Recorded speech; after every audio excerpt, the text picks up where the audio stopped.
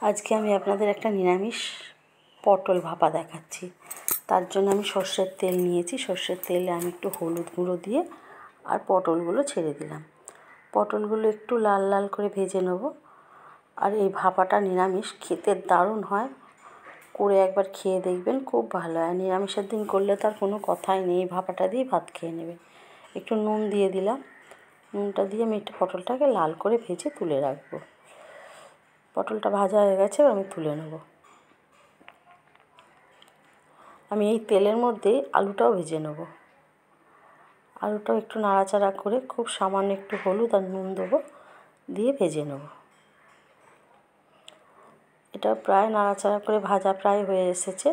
এই ভাজাটা আমি তুলে নেব। হয়ে গেছে আমার আলু আর পটলটা ভাজা। এবারে এটা আমি ভাপার জন্য তৈরি করে নিচ্ছি। একটা টিফিন বাটির মধ্যে আমি আলু পটলটা ঢেলে দিলাম। এর মধ্যে এবারে আমি দিচ্ছি পোস্ত বাটা আর দেবো সর্ষে বাটা।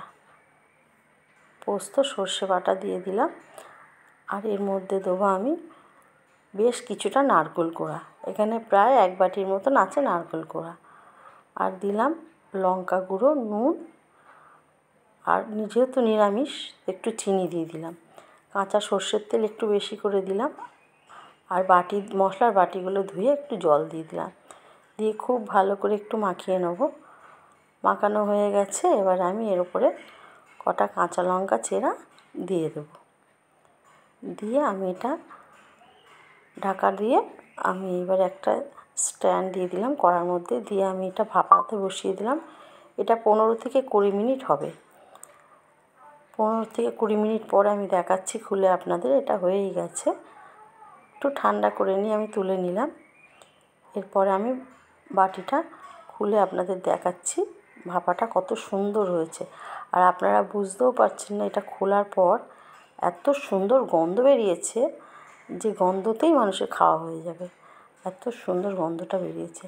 আর এই ভাপাটা করে খেয়ে দেখবেন, খুব ভালো হয়। ভালো লাগলে লাইক করবেন, শেয়ার করবেন, কমেন্টসে জানান ভালো লাগলো কি না, সাবস্ক্রাইব করবেন।